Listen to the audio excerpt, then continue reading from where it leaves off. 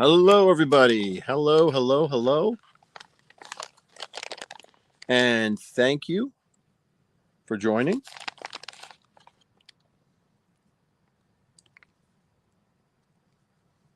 Preparing my pipe for a little smoky smoke.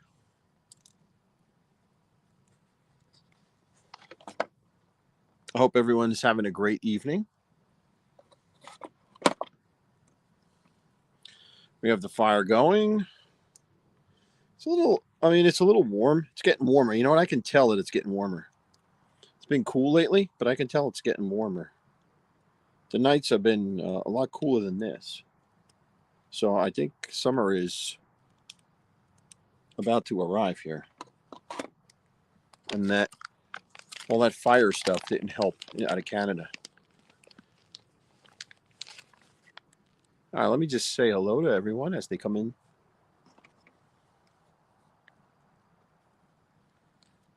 Hello, Citrullo. Hello, Stiggs. Hello, Ralphie.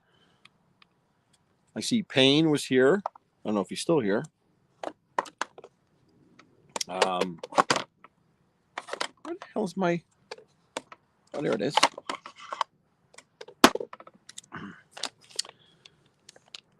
I see Stephen. I saw Adam. Hi, Adam. How are you? Got a bunch of people here tonight. It's pretty cool. As always, appreciating it. Appreciating your presence. Payne is here. How you doing, buddy?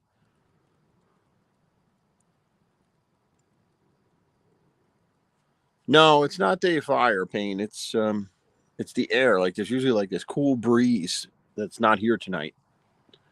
But I have my drink to sip on. I have my candle burning over here. And I have my pipe ready for a little smoke. As I spin my yarn for you guys tonight. I want to wait just a little bit more. Hey, Arms. How are you? Good to see you. Let me see if I miss anybody here. I just don't want to. Gina, how are you? I said hello to Steven before. Yep. Ralphie's here. He's scared, he said. He's a little premature in getting scared, but that's cool.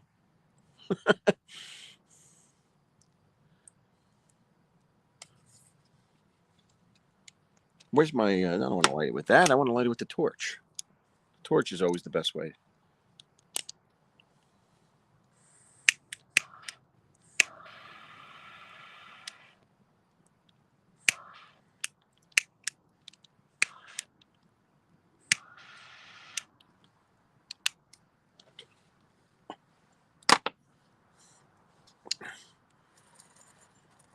My candle holder is pretty cool too, because you can always put your pipe down on the candle holder. You know, the part that catches the wax. It's pretty cool. And I got this for $5. It's all brass, and I got it. There was an estate sale. I think I mentioned that once before, but I just think that's kind of cool. You look for stuff at these estate sales, and you can find some really cool stuff for really cheap. Hi, Gianni. How are you?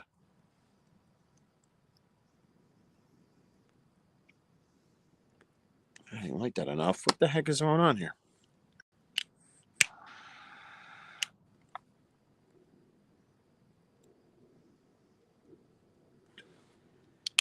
One of these days, I'll figure out how to blow smoke rings. I still can't do it. Anyway, so I'm going to get started on this beautiful evening. I just hope we get some rain soon. It's just terrible without all the rain, without this rain. It's so dry.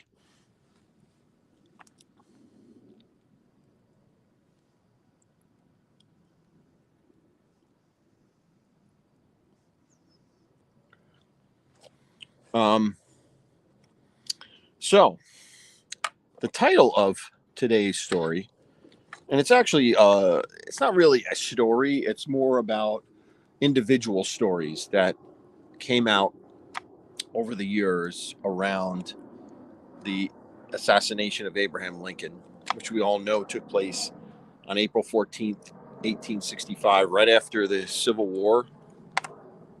right after the South surrendered. And it was such a pivotal moment in American history. And the country would be quite a different place, I think, right now, if Lincoln had not been murdered and had been able to carry out his second term as president. I think it would have been a whole different country we're in right now than we are.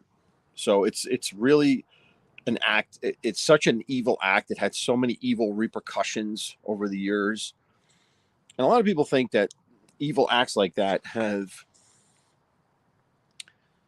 a spiritual side to it, a residue, with spirits and ghosts that tend to hang around after such an evil act.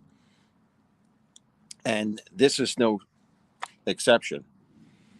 And so we know that, just to refresh everyone's memory of what went on, in case you were sleeping in history class, which I always liked history. So you can never find me sleeping in history class. But I always loved history. Always fascinated me. So just to refresh everyone's memory, Lincoln is in Ford's Theater in Washington, D.C. on April 14th,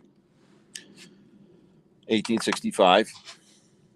And the play that he is watching, or he's going to see, is, what was it called? I can't remember the name of the play.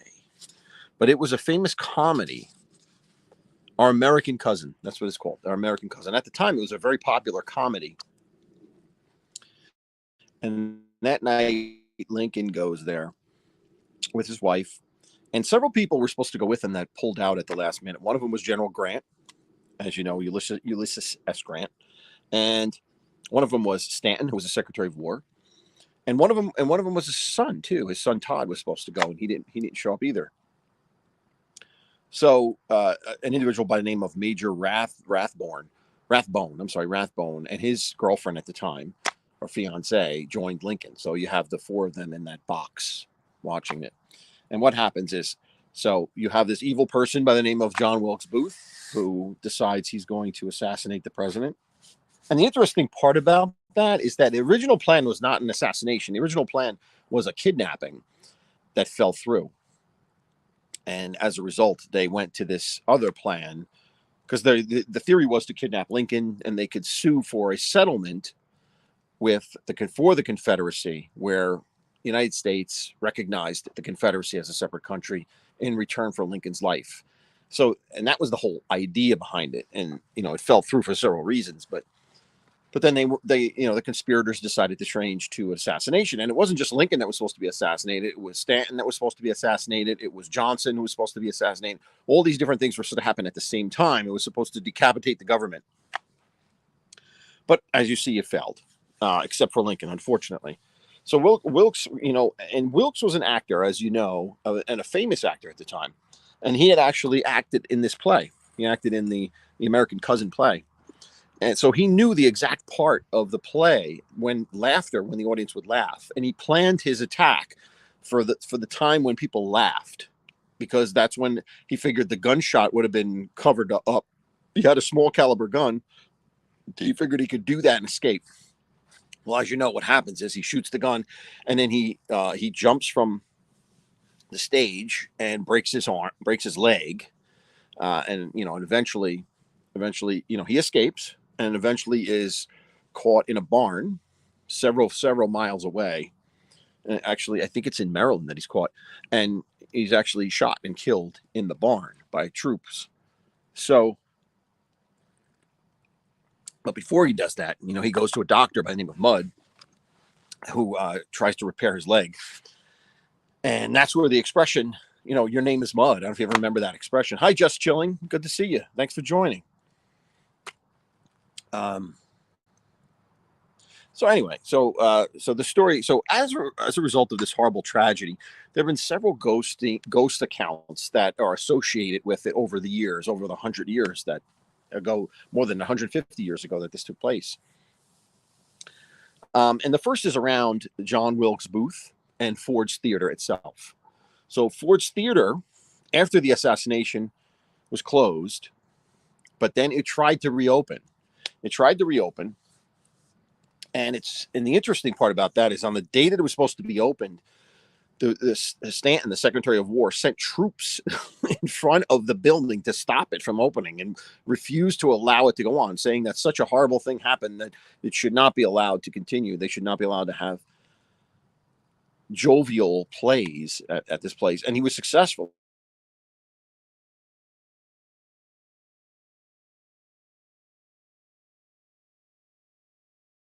The owner, Ford, had to sell it, so the government bought it and turned it into offices, I believe, or something a government office. And so the plays were plays never done there again until 1868. I mean, I'm sorry, until 1968. So over 100 years, where it was not, and that's when it was returned into a theater and a historical site and everything.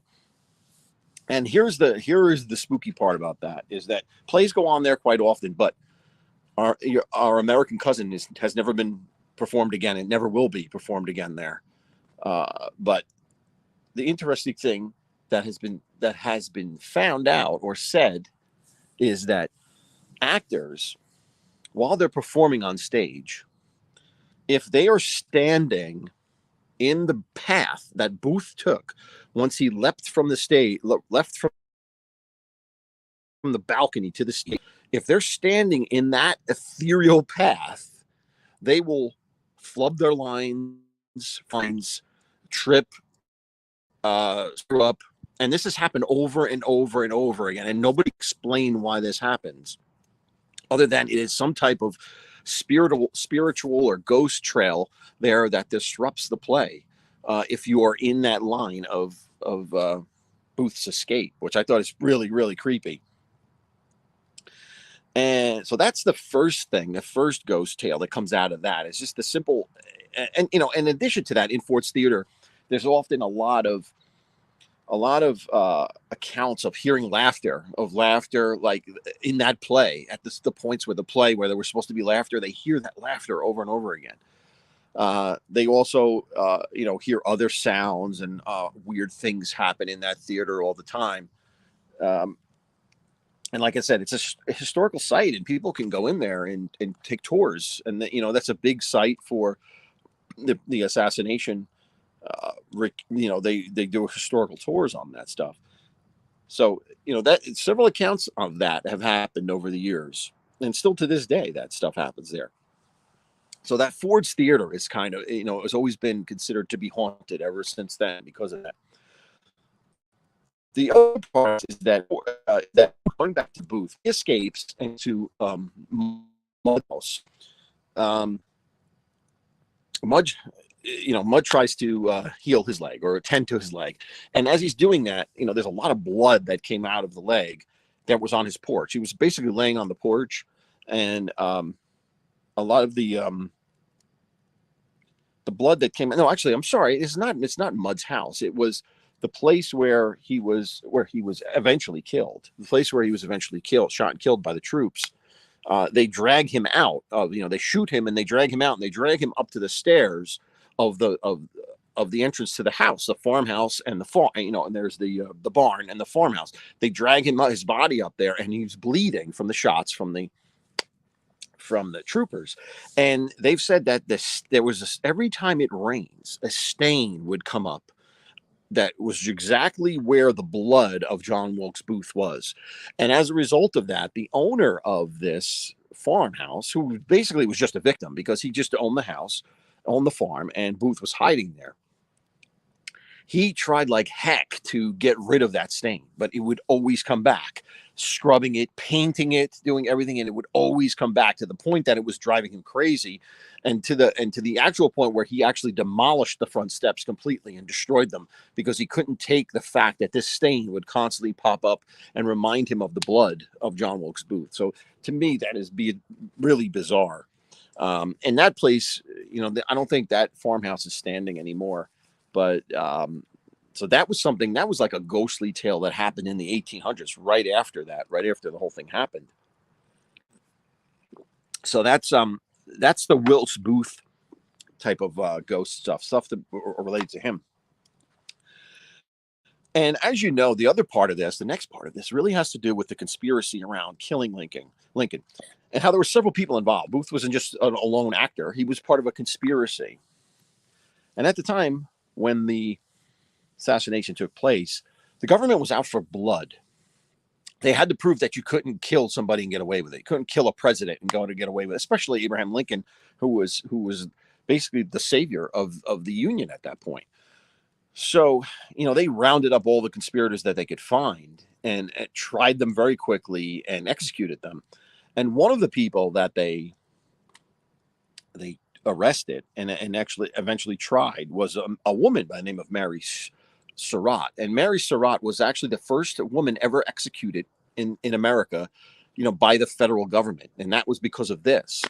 And many, many people have said that she was innocent and that she was just a victim of the government trying to prove that you can't get away with this and are out for blood and we're going to kill everybody, because the real conspirator was her son, and her son got away.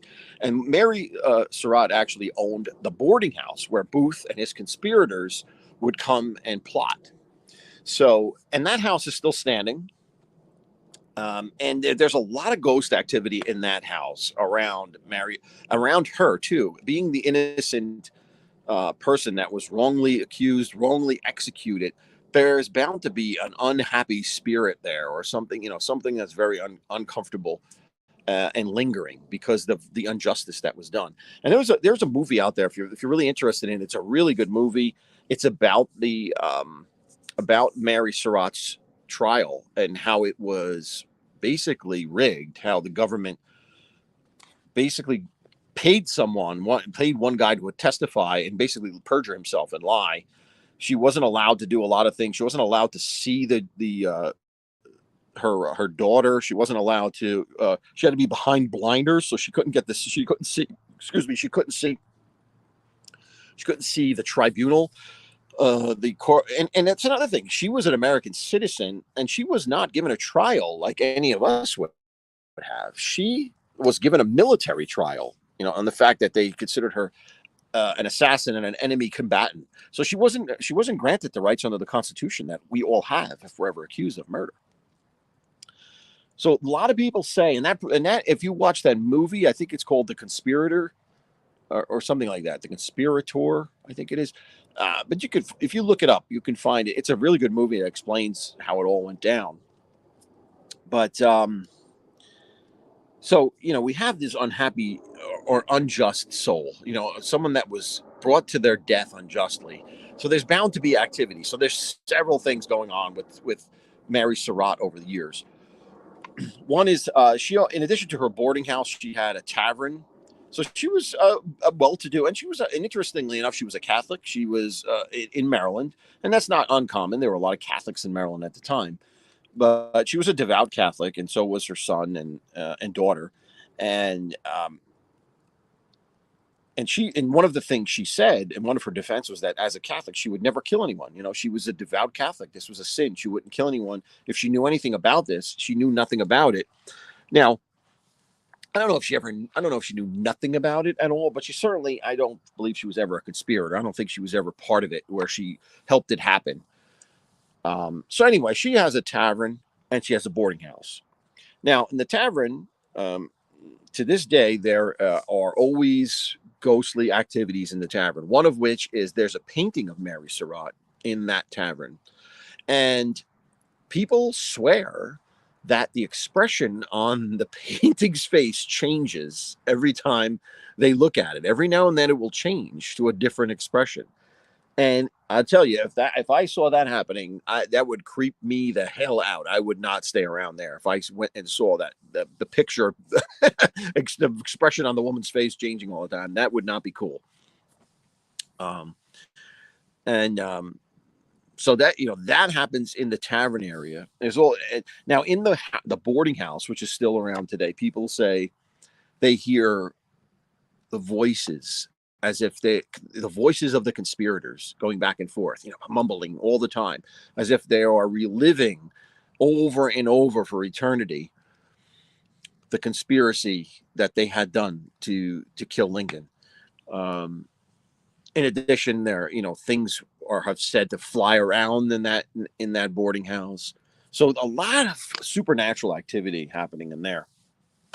But the creepiest thing to me is, when Mary Surratt is arrested, she's kept in a prison, a federal prison, and in a cell, and not treated well at all, not allowed to see her daughter, just treated very, very poorly. And now that prison is now, I think it's a federal building or something to that. It's not a prison anymore, but it's a fort. It's a fort. I'm sorry. It's an army base. It's an army base now. So now here are some of the creepy things that have happened there.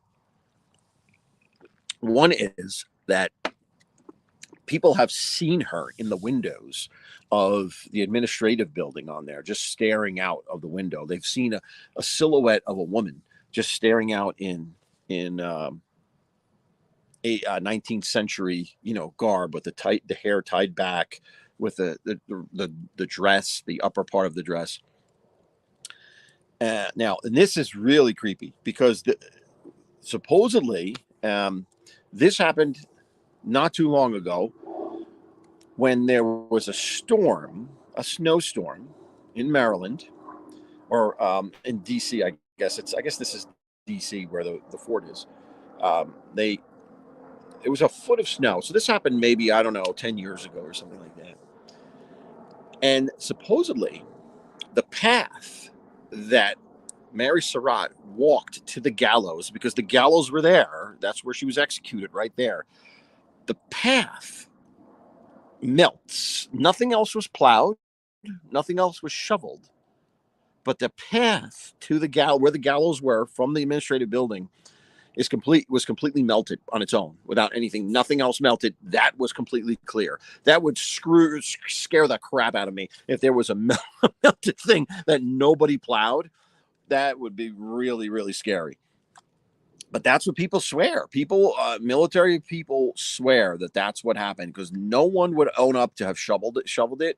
But suddenly this path appeared in a foot of snow.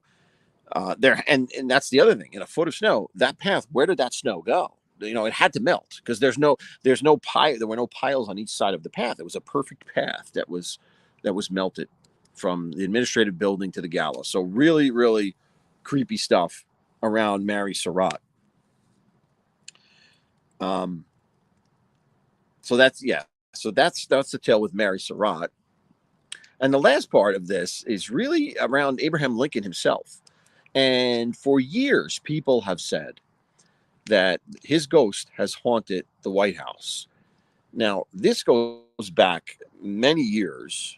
It goes back to Calvin Coolidge, when he was president, where there was an individual staying in the White House by the name of,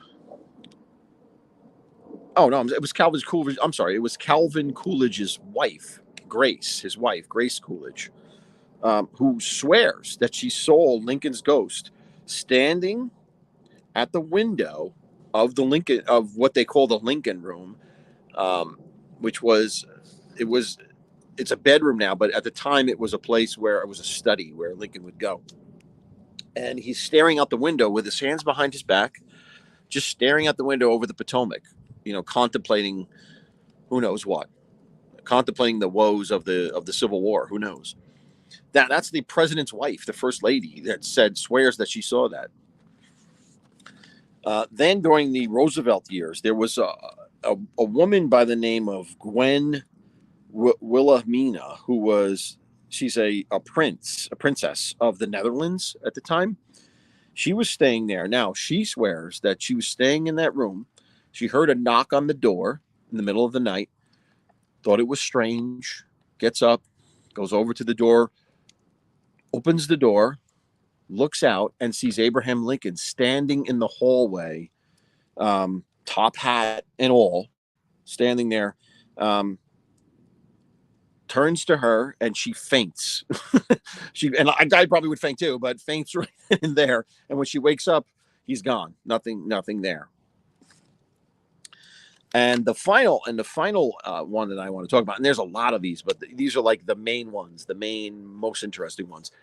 The final one was Winston Churchill, believe it or not. Winston Churchill, the famous Winston Churchill, Prime Minister of England, who got England through World War II, was staying in the White House during World War II, 1943-ish, something like that. He was visiting Roosevelt, discussing plans for the war. You know, they had met several times in different places. This time he came to the United States. So Winston Churchill is taking a bath in the bathroom of the Lincoln House, of the Lincoln Room in the White House. He emerges to see a man leaning over the fireplace. So the bathroom is attached to the Lincoln Room. The Lincoln Room has a bed in it. It has a little fireplace. Just about every room, in the White House has a fireplace, because remember, it was built in the early 1800s. So there was, every room needed a fireplace. He sees a man leaning over on the mantle of the fireplace. So Winston Churchill, surprised, wearing basically a towel, recognizes this man as Abraham Lincoln. And being Winston Churchill, the man of wit that he was, says to the president, Mr. President, you seem to have me at a disadvantage, meaning he was in a towel. And Winston Churchill swears that Lincoln's ghost at that point turns to him, smiles as if he got the joke or thought it was funny, and then vanished before him. So really, really creepy stuff by legitimate people. Like, these are not just run-of-the-mill people, famous people that have encountered this stuff. And the other thing I wanted to say about Lincoln is, a lot of people believe that Lincoln, because he was such a great man, was very spiritual, and he carried the world on his shoulders. He really did. And if you look at the pictures of him from the beginning of his presidency to the end, you could see how much it aged, and you see how much the emotional strain of the war and, trying to rid slavery and all of this stuff had on the man himself. And he was a very spiritual person. His wife was no help. His wife was a little crazy. In fact, what happened was, after his death, she ended up being put in an institution, because she was just ubats, as we would say. But it's said that Lincoln, in his writing, actually in his journals, said that he had a dream that predicted his death. That it was, well, actually, there were two instances. One was not a dream. One was just an experience, and it was in 1860 when he was first elected to the presidency. He's first elected in the presidency. He takes office, and he's looking in the mirror in one of the rooms in the White House, and in the mirror he sees himself, but he also sees a second image of himself up on the side. So in other words, his face, and then he sees a much less faded face in the back of him. And this was very troublesome to him. He didn't know what this meant. What was it? And it ends up, what he ends up determining, or what he ends up coming to the conclusion, was that this was a message to him that, the face where he was clear, the reflection where he was all there and clear, was an indication that his first term as president would be successful and that he would win the war. But the faded head or picture of him in the mirror, the faded reflection of him, was an indication that he would never survive his second term, that he would never be able to live it out, that he was going to be assassinated. So very, very bizarre and creepy stuff that, to happen to a man like that. And then the second thing that happens to him is in 1865, and it's not long before the wars ended, and it's not long before he actually goes to that theater where he has a dream. And this one he specifically wrote down in his journal afterwards, how he had this dream where he felt, as soon as he went to sleep, he starts dreaming, and he feels very uneasy in the dream. He feels like very morose, and very depressed, and he feels the aura of death around him. He's in the White House, So he comes, he basically gets out of bed in his dream. So he's still dreaming. He gets out of his bed. He walks downstairs into the main hall of the White House, and he sees a coffin laid out there, and around the coffin are soldiers guarding it. Guarding the coffin that's laid out there. And he hears people walking in and out, a lot of people crying, a lot of people sad in the house itself. And he basically walks up to the coffin, and the coffin's closed. You can't see in the coffin. And he says to the soldiers, one of the soldiers that's guarding it, and he asks him, "Who has died in the White House?" And the soldier turns to him and says, "It's the president. He's been assassinated." So that, to me, is so bizarre that he has an actual premonition that he would be assassinated a month before his assassination. It's so creepy and bizarre. That really leads me to the conclusion that there really was something supernatural going on there.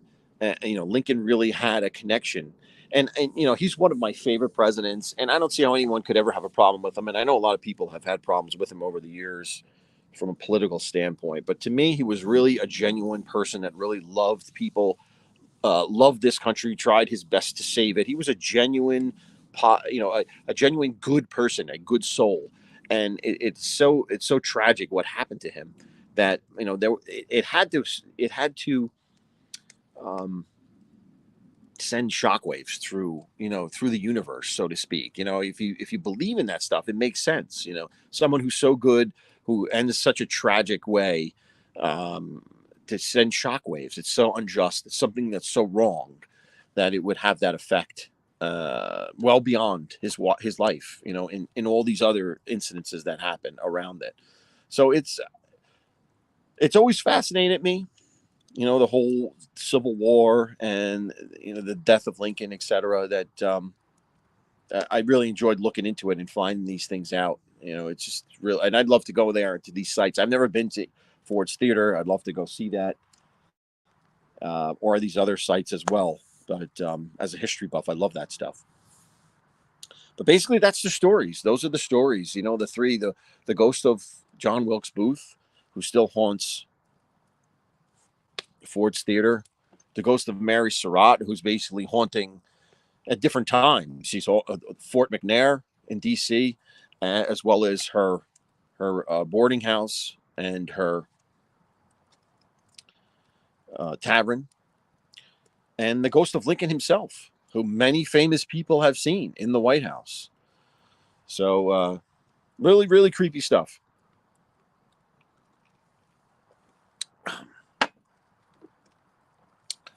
Yeah, so that's my story. Hi, Chris. I just want to see if I didn't say hello to anybody who is here. If I haven't, I am sorry. I just wanted to say hello to you now. Christopher Toro, Gina, I know, said hello to you.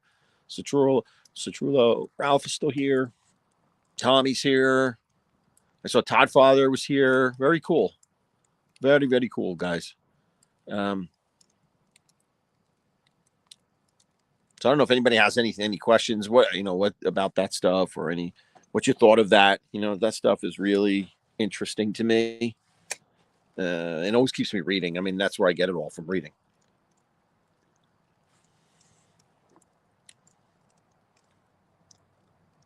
Yes, that's true, Ralph. They did take his body on the train. You're right. You're right. And that was quite common at that time. They would take a dignitary like that and put them on a train and tour the country.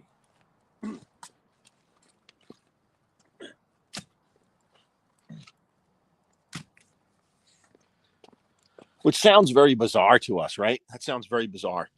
But think about it. There was no means at that time of communication to show people. Like today, a president dies, you see it on TV, you see it on the internet. You couldn't see it at the time. So what do? They take the president's body to the people.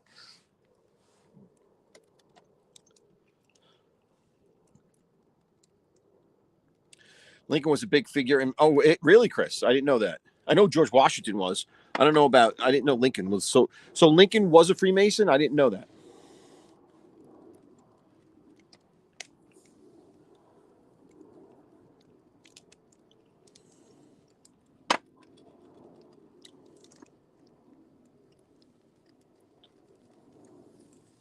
Why you didn't learn more of it in school, Tommy? That's because you were too busy looking at what's going on the track. That's why. That's why you didn't learn it.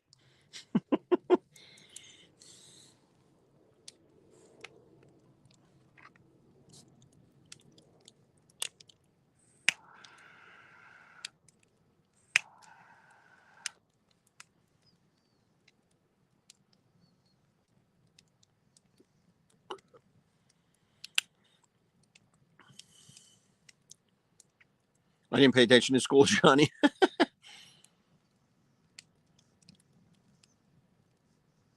Well, I mean, in this day and age, you really don't even have to. And, you know, you don't even have to read. I like reading because you get a lot more detail in there and you hear a lot more things that are not commonly known. If you read different sources, you hear that, you know, you learn these different things. But there's so much in media form in terms of television shows and on the internet videos and such that you could learn everything if you want that way. Hey, Big Bones. This pipe is detachable like this. This part here comes off. You can make it smaller. I have a smaller neck. I just like the bigger one. I like the longer one.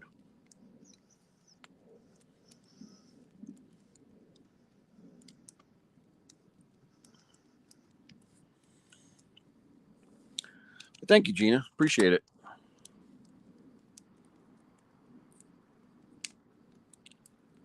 Do I drop links? Hold on. I don't. Let me see if I can do that here. I am not objecting to dropping links. I just think someone would want to come on, but I'll be happy to do that. Hold on. Let me see if I can see how to do that here. Invite guests. Copy. Let's see. See if I can. Can I do that? Post comment.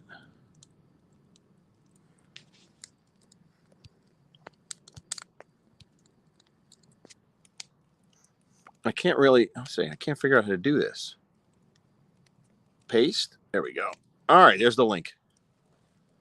Let's see if it works. See if I can pin it too. Nope, I can't pin it. Hold on.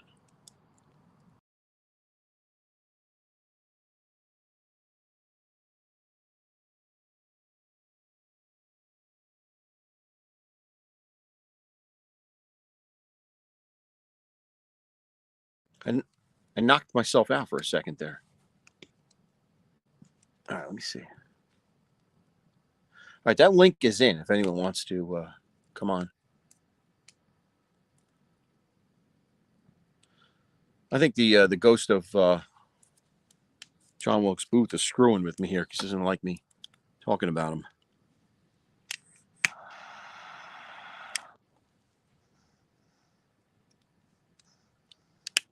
All right, let me see.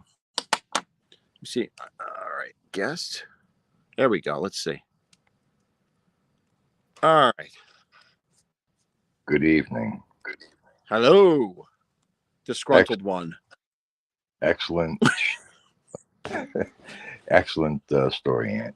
Did you? Thank you. Little fun fact. Do you know that Lincoln did not die right away, even though he got shot in the head? He didn't die right away. They where they took him.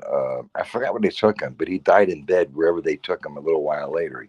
So he didn't die really actually on the spot. You know, Right. But yeah, they did take his body and they put it on tour, and he just went. They went all over the country with his body. I know. So that's and you're so right. creepy. This creepy. Yeah, I was born around the time that he got us out. I was gonna say, were you in the theater at the time? I happened to get a couple tickets. Yeah, I was there. The bathroom when John Wilkes shot him. I tell you, if you could post those ticket stubs, you're gonna get thousands of views. On those. Do. You should post them. I have a very rare stamp. That was my mother's, and it's a stamp of Lincoln without his beard. I never took it to a stamp collector. And matter Hmm. of fact, I'll do a short on it. Like we do. Yeah, yeah. But yeah, I think it's 1 cent. And my mother, it was my mother's, and I don't know how it was, very old. But it's a very rare picture without his beard, because a lot of the pictures are with his beard. Right, right. That's another fun fact. Yeah, yeah. I mean, most of his life he didn't have a beard. That was when he became president that he really grew the beard. He Yeah, when he was a senator or congressman, he didn't have a beard. yeah. But great story, great settings. I didn't know you smoked a pipe. Yeah, yeah. I don't You do know, it that often, but I'm surprised you have a fire with all the fire that we've been smelling the last couple of days. yeah, it's. I mean, it's fine. The wood is burning clean, so there's not a lot of smoke. But Yeah, you don't smell the wood burning. from the pipe, maybe that's why. Now, do you believe in the supernatural? Do you believe in yourself? Do you believe in I do. that there are, you know, I do. that we are? I mean, I have never encountered it personally. I've never encountered it personally, but I'm open to it. You know.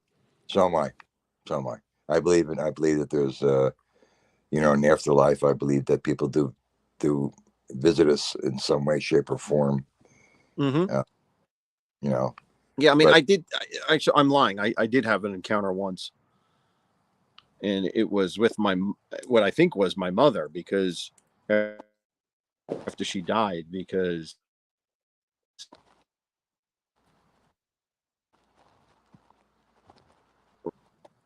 born. I was pretty upset at the time and thinking about wow, how I wish she was there to see him.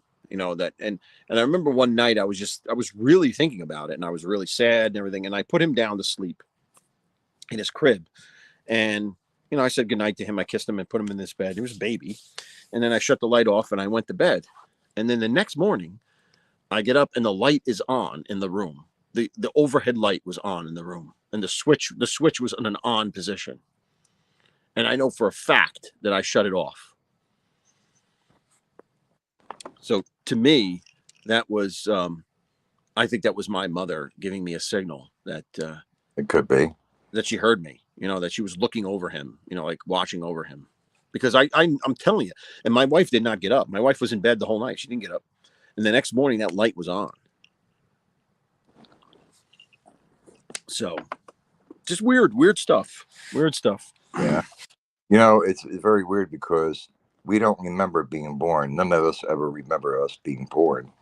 I don't think we'll remember being dead either, Right. or dying. Right. Because Dying. if Right. you don't Yeah. remember being born, you're certainly not going to remember dying.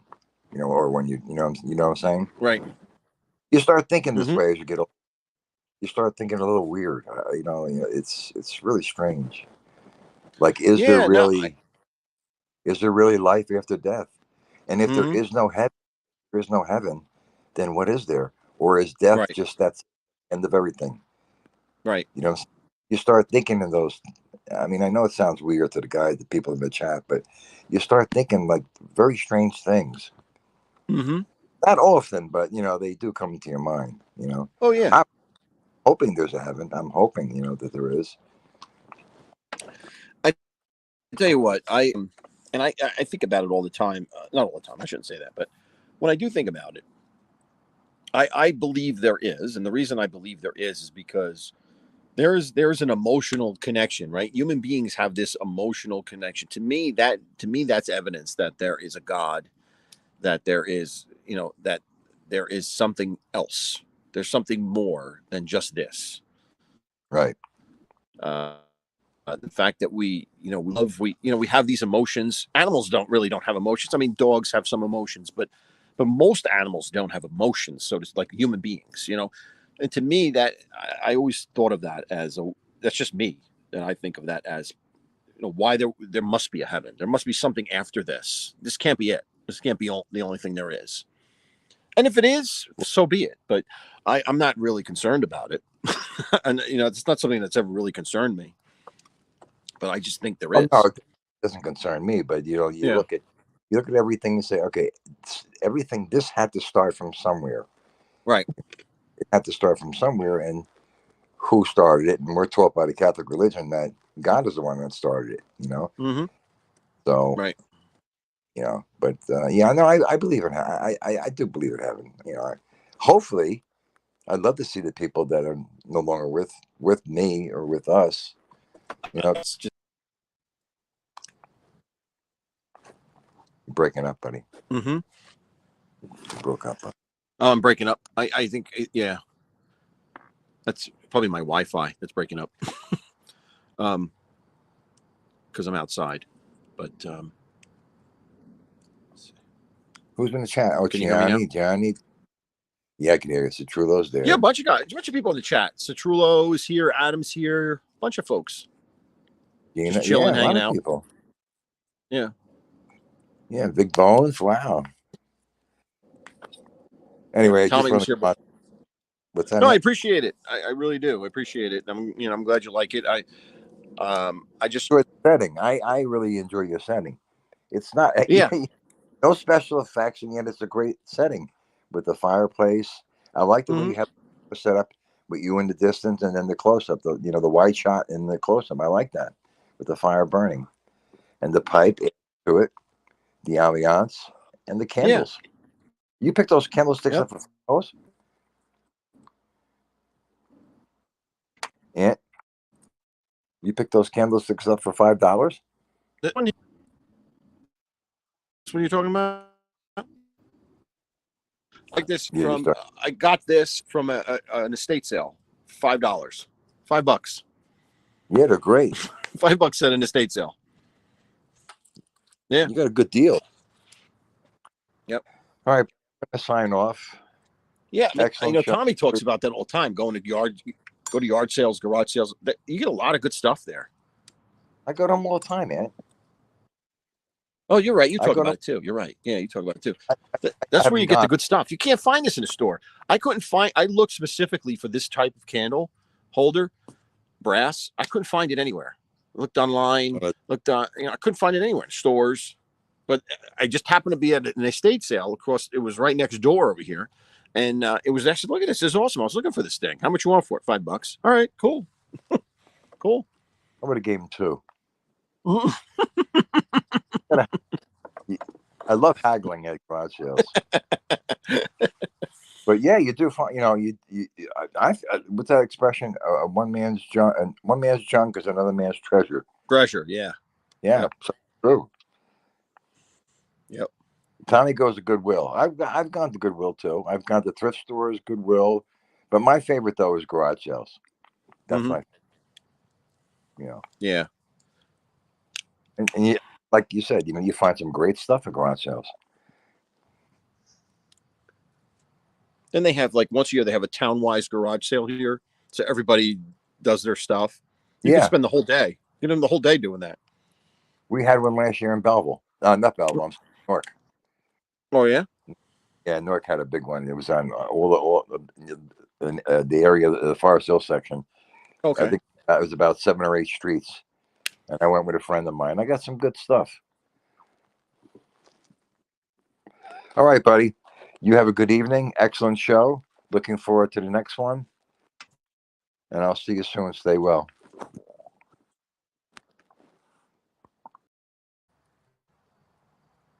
Oh, I lost him.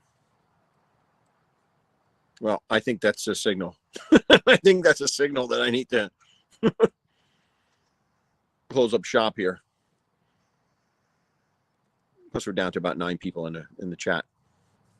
But the Meadowlands, yeah, Tommy, the Meadowlands flea market. Yep. Yep. So, Chris, if you're still here, I asked, I don't know if you answered my question. Was Lincoln a Freemason? I didn't know he was. If you know that I would be really interested to find out if you know that, being a Freemason yourself, if Lincoln was. Because I know Washington was, I know some of the other founders were, but I never knew if Lincoln was.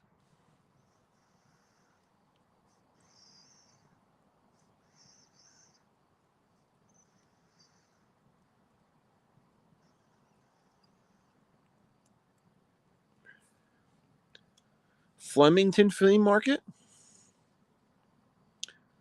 I don't know. I know there's a huge one in Englishtown in South Jersey, and then ashore there's a huge one, and it's been like that for years. Every Saturday, a huge thing at Englishtown. There might have been one in Flemington. I just don't know. The UFO signal, Chris. Yeah.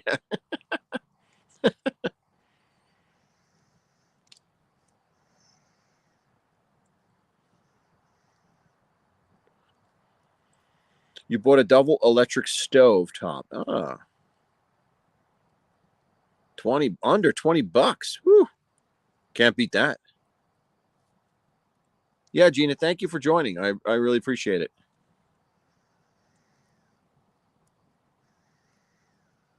Oh, thank you. I appreciate that. I just do it because I like it. I like to tell stories. And I love telling stories to kids. I did it at my daughter's school when she was little. It was really fun. I would go in and read to them. That was really fun.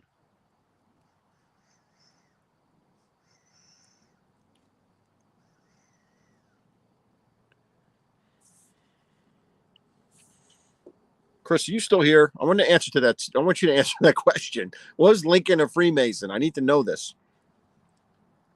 Oh, there you go. All right. Thank you. Thank you. There it is. There's my answer. Thank you, Chris. I knew you wouldn't disappoint me.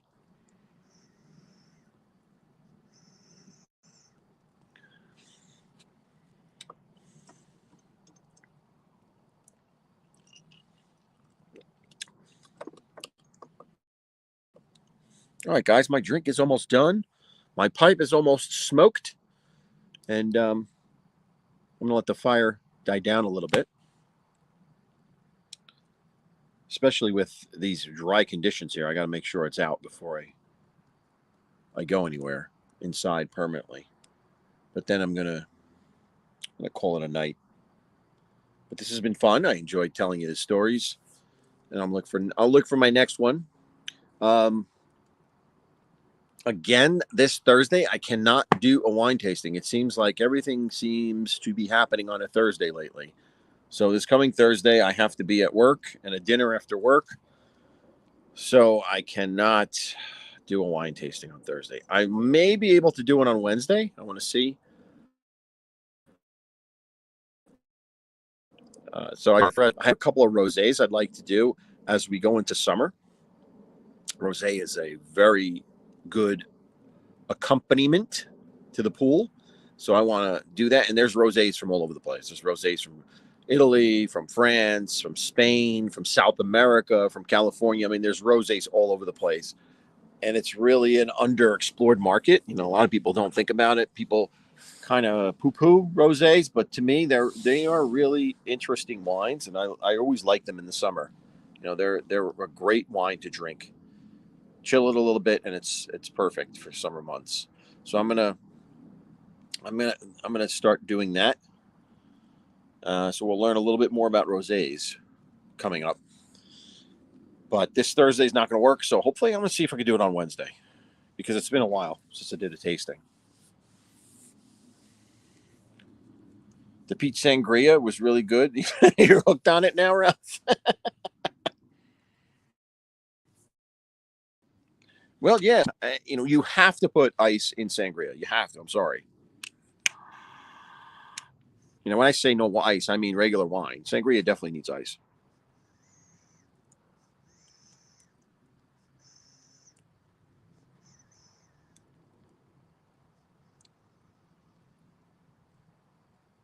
I got your answer, Chris. Yeah, thank you. I did. Thank you very much. Got it. Got it, Chris. He was. Thank you. Yeah, I mean, I think mine is a little delayed here. I think my chat is delayed a little bit.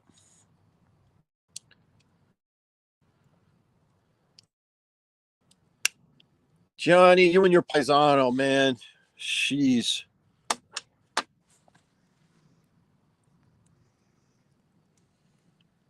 Paisano is so 13 years ago, 11 years ago. If you go back and look at my video, I think it's 12 years ago, something like that. I don't know when it was.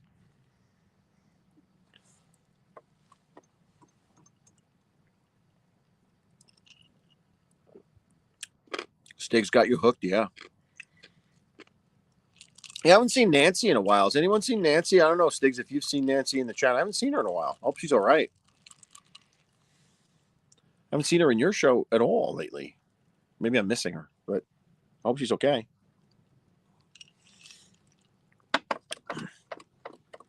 Good night, Stiggs. Thank you for joining. Buona notte, Gianni. Okay, good. She's good. All right, cool.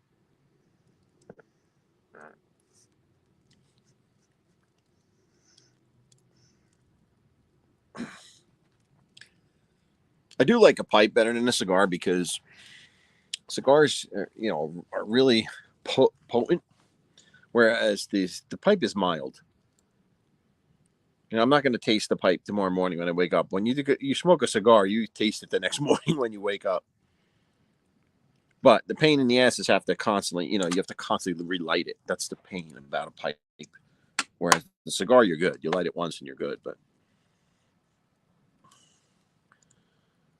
Thindo is counting sheep. Yeah, I guess so. I don't know why. Does he have to work tomorrow? Does he have I don't know if he's working on the weekends now. Johnny, no one calls me Tony. It's unacceptable. Do not do that. No, I've never been a Tony. Never. That's not my thing. In fact, I don't remember anyone in Belleville being named Tony in my age. Any Anthonys. We had plenty of Anthonys, but I don't remember any of them being called Tony.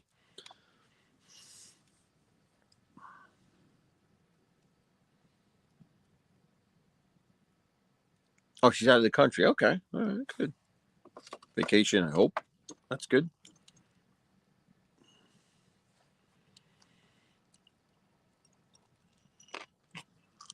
Yeah, no Tony here, Gianni.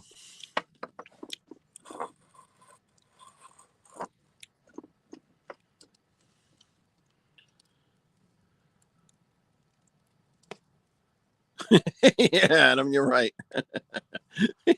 You're right. Sometimes get him out of jail. Sometimes doesn't work out that way. Oof! Look at that. That's why you gotta watch it. Sparks like that. That spark went flying, man.